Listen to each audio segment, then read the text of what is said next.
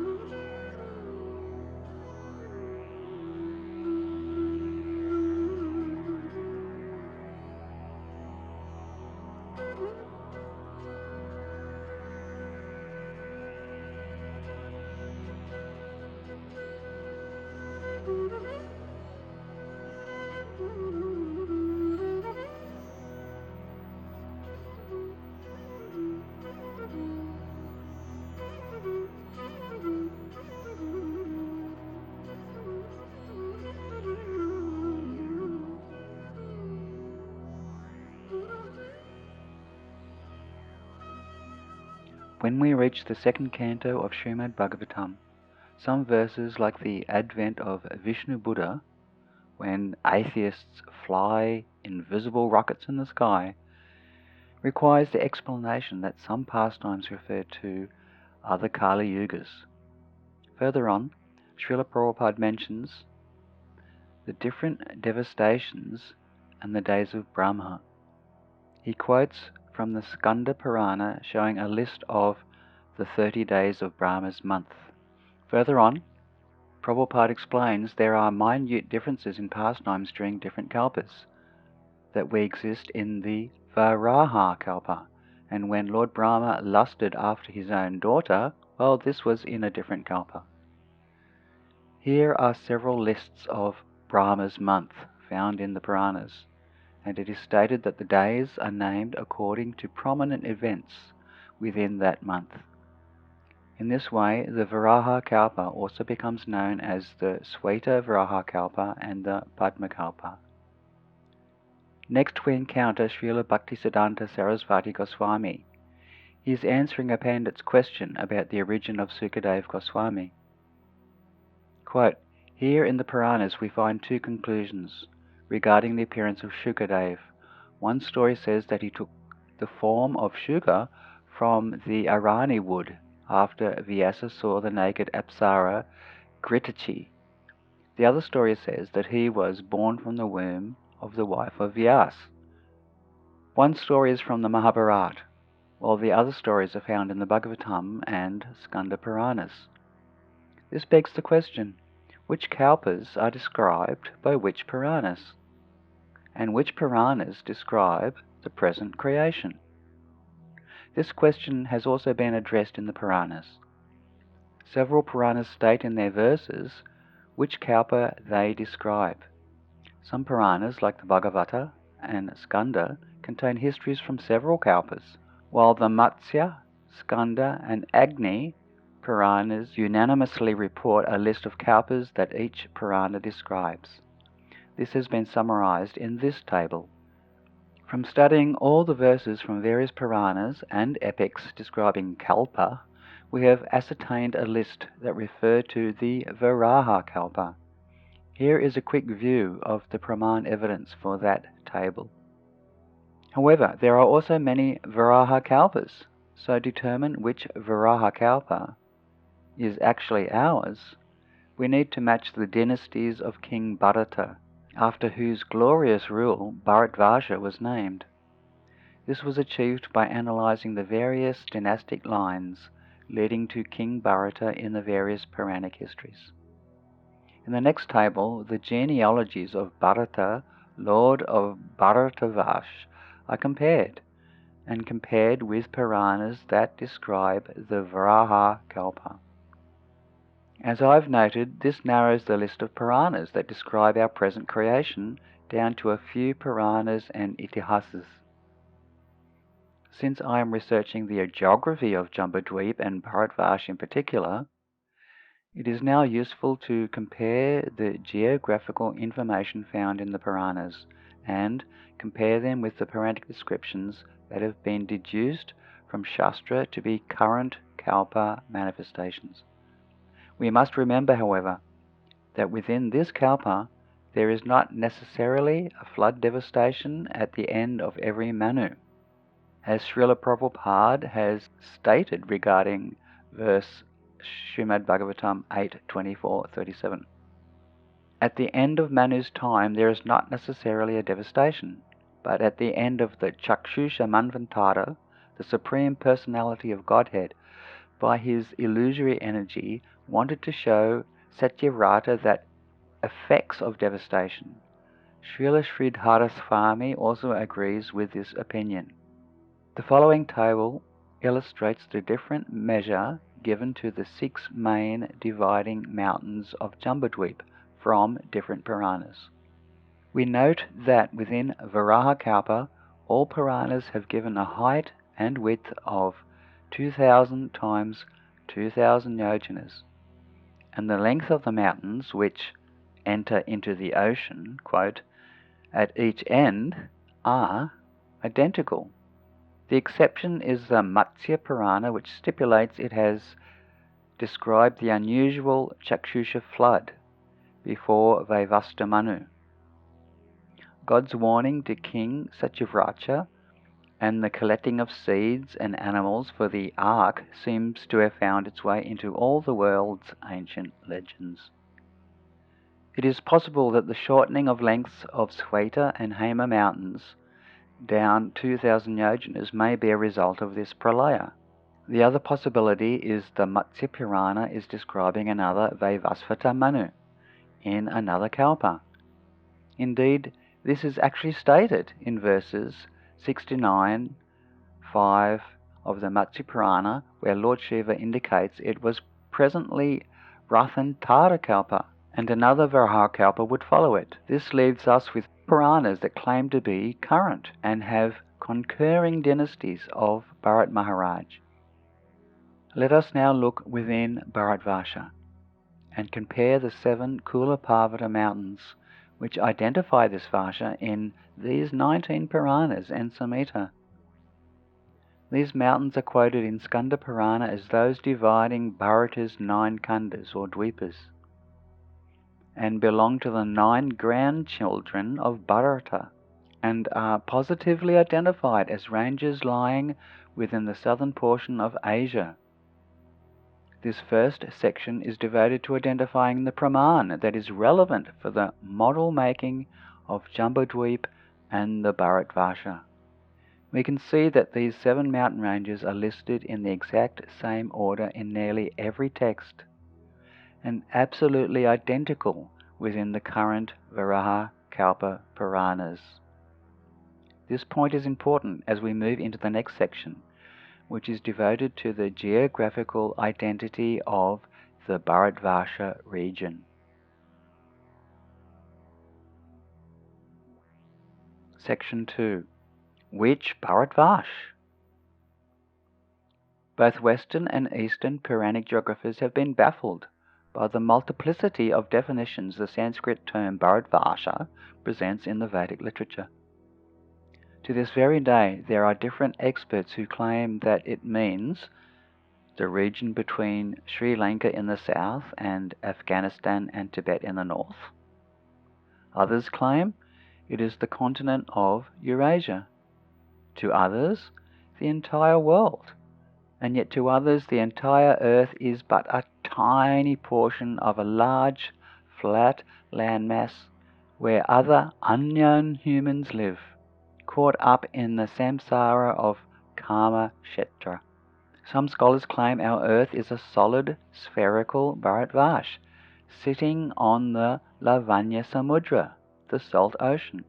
Or It is a solid sphere Earth attached to South Jambudvīpa. Some claim Earth is Bharat-khanda, floating in space above the rest of Bharat-varsha. Some claim Earth is a flat Bharat-khanda disk, with the North Pole in the center, and bound by the Antarctic ice ring. Some create maps based on speculation, sacred geometry, New Age books. Some identify the other varshas of Jambudvīpa to the continents of our Earth. Others conclude the Earth's continents are the Saptadvipa islands of Bhumandala, or the Netherworld. This is despite clear definitions that those inhabitants live for thousands of years and never age or become ill or unhappy. Some are inclined to postulate that the alternate rings of 7 heavenly islands and oceans represent the geocentric solar system.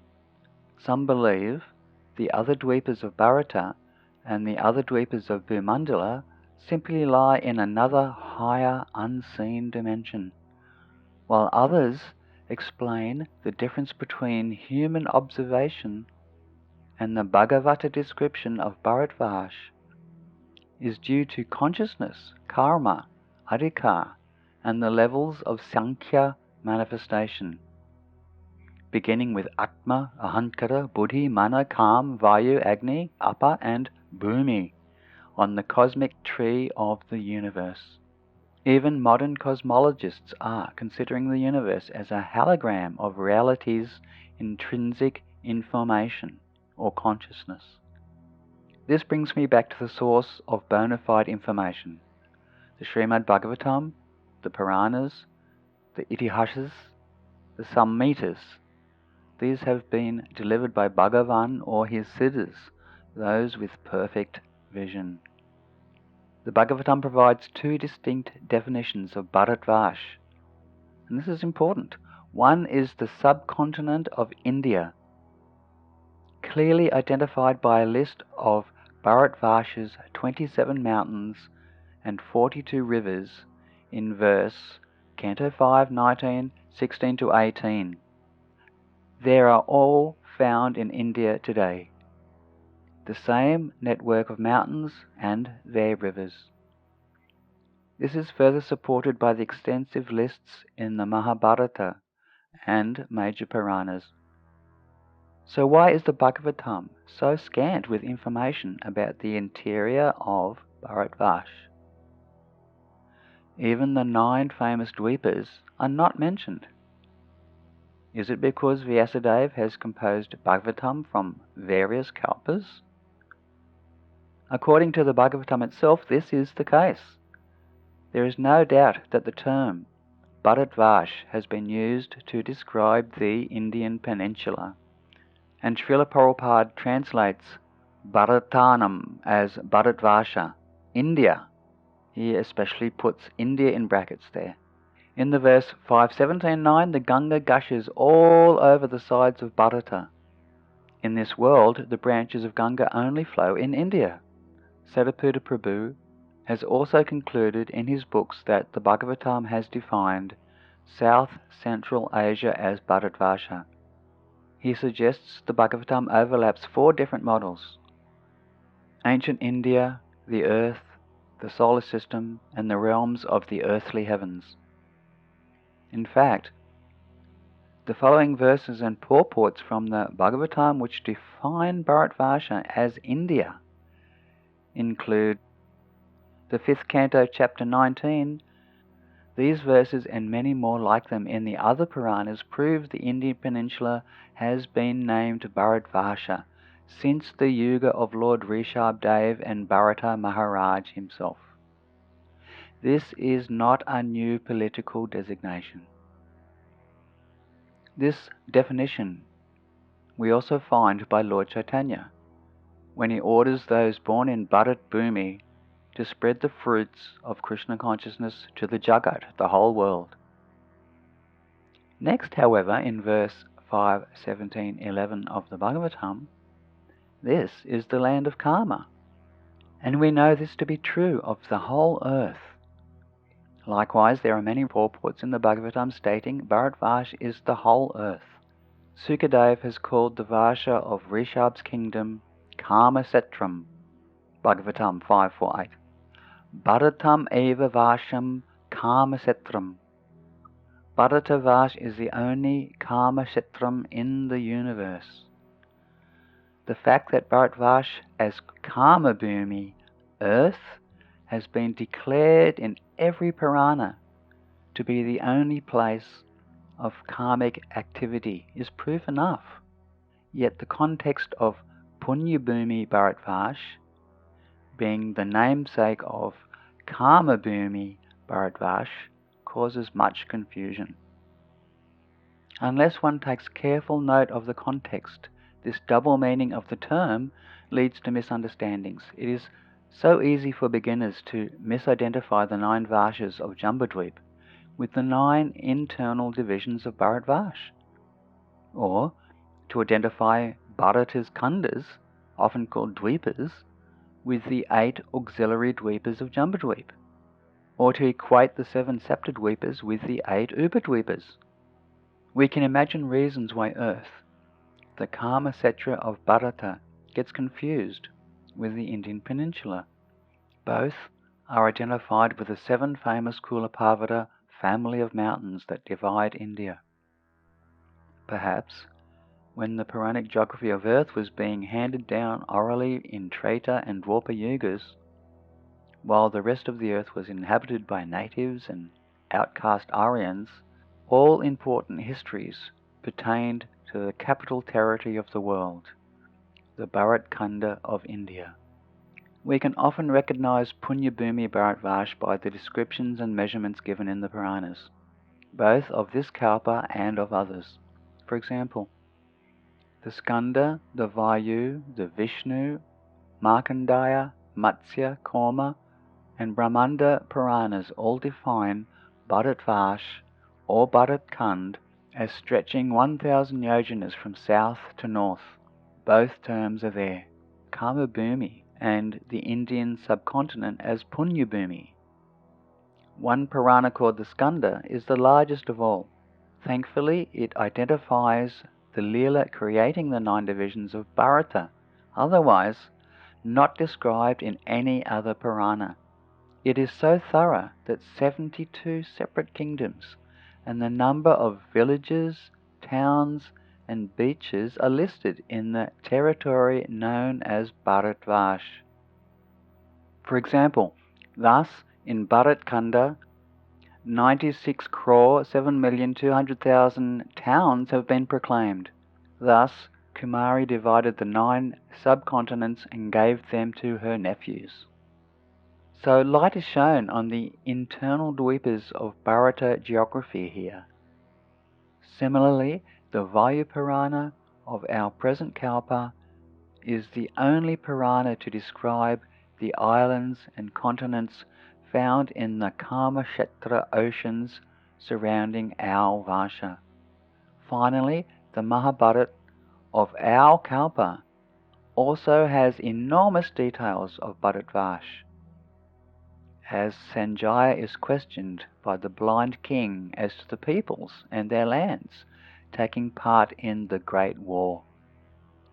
Because of this geographic detail, new models can be derived from Shastra instead of mental speculation and guesswork. Yojanas. All these variations of the yojana, found by analyzing the geographic landmarks of ancient Bharata-varsha, confirm the existence of several magnitudes of yojana, and in agreement with Sariputta Prabhu, I have found working values for the 4 Puranic models. From the slokas we find a geographic yojana to be an average of 1.5 miles, and this satisfies most distances between tirathas, but it must vary in some cases due to the different kalpas and yugas. The Jyotish Yojana was used by Sri Narada and Sri Garga Munis to create birth charts. They used a 1600 Yojana diameter for the mathematical earth, Today, the yojana equates to 5 miles. Srila Bhaktisiddhanta confirmed this diameter is repeated in the Surya Siddhanta. This is not a case of dissension between the Jyotish and Bhagavata models. They are complementary models and both accurate. One is Siddha vision, the other human vision. The astronomical yojana of 8.5 miles matches the planetary orbits of the Saptadvipas. But there is a strong illusion as one peers out into space.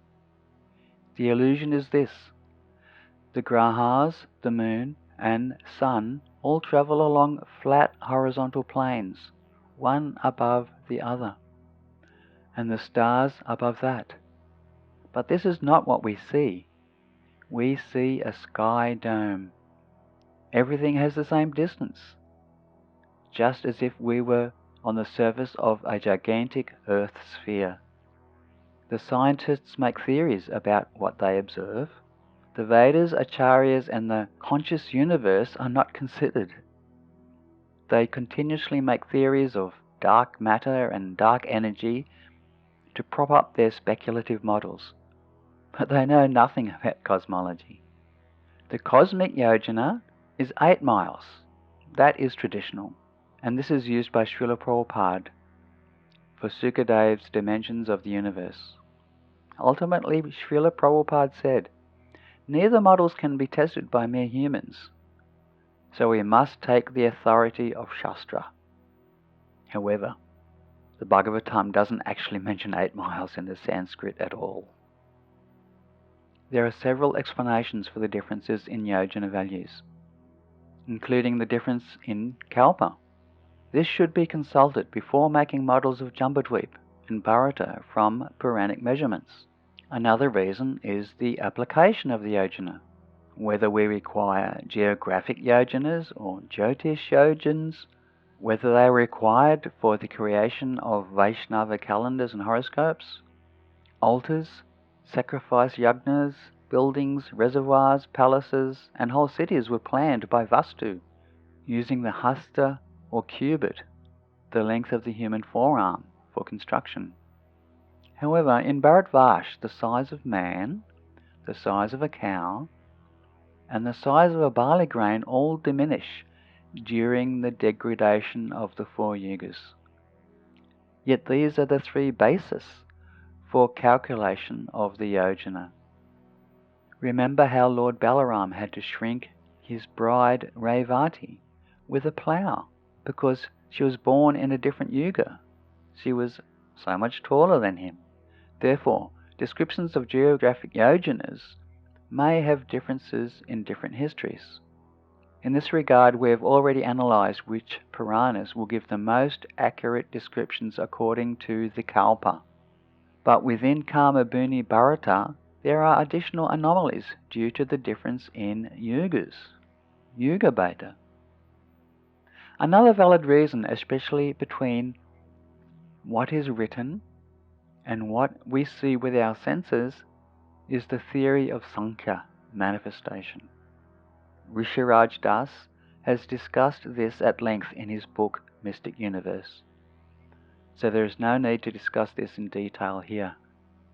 The gist of it is that according to one's adhikar, one's karma, one's guna, and spiritual or mystical consciousness, one will perceive the universe in a particular way. A mundane conditioned way, or with the sight of perfected siddhas. I personally conclude that those who have attained siddhi and who defy normal physics can not only see the invisible mountains and varshas and dvīpas and lokas, they can freely travel there. They are not restricted by 3-dimensional reality and become many at the same time. They can become smaller than the smallest, larger than the largest. They can pass through walls and walk on sunbeams. In Srila Prabhupada's opinion, because of our limitation, we cannot see the extent of the Himalayas. We cannot follow the path of Arjuna and his army from the Indian Himalaya to the Kim Purush Vash. We cannot even sail outside the lands scattered within the Kama-kshetra ocean of the southern bow of Jambudvīpa. If Srila Prabhupada and Sadaputas are correct, we are trapped by our karma and limited perception, like bullocks going in circles, by the restrictions put in place by devas, especially in this Kali Yuga. Contemplating higher dimensions that do not include time or the spiritual dimension is a fascinating exercise, though somewhat inconceivable to three-dimensional beings. We are a 3D being living in a 4D world, so we can only see 3 dimensions out of 4 instead of 2 out of 3. And instead of seeing a 2D cross-section of a 3D world, we see a 3D cross-section of a 4D world. But otherwise, many of the same things happen, just in one higher dimension. These 3D shapes don't behave like a 3D being would expect 3D objects to behave. The sphere floating in midair is actually just a 3D cross-section of a 4D hypersphere. The slice does not go through the center of the hypersphere though, which is why the sphere looks like it's floating. If the red sphere hits another sphere, it might bounce into the 4th dimension and disappear from our slice. He never turns around, and he never reaches an edge. He doesn't know that his apparently flat universe is actually curved into an enormous sphere. He doesn't sense that he's walking around a globe. After a long while, you'll find he somehow returns to his starting point. There must be a 3rd dimension. Our Flatlander couldn't imagine a 3rd dimension, but he could sure deduce it. Now, increase all the dimensions in this story by 1, and you have something like the situation which many cosmologists think may actually apply to us. We are 3-dimensional creatures trapped in 3 dimensions. We imagine our universe to be flat in 3 dimensions, but maybe it's curved into a 4th.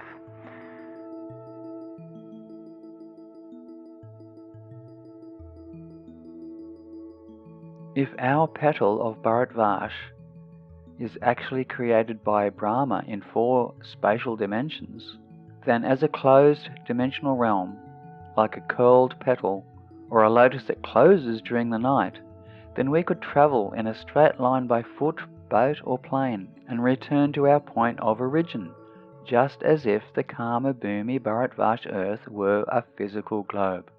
From our perspective, our vision of the heavens and the distances and angles we measure, we would imagine that we lived on a globe in space, instead of the flat plane of Jambudvīpa. That is why all scientists teach us that the earth is a sphere, which can be demonstrated by shadows, navigation, flight times around the lotus petal.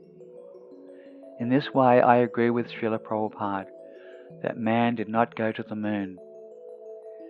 Whether or not progressive flat earth scientists have proven a lack of curvature with photography or microwaves, it is inconsequential. The Purāṇas and Siddhantas never mention a physically solid earth sphere.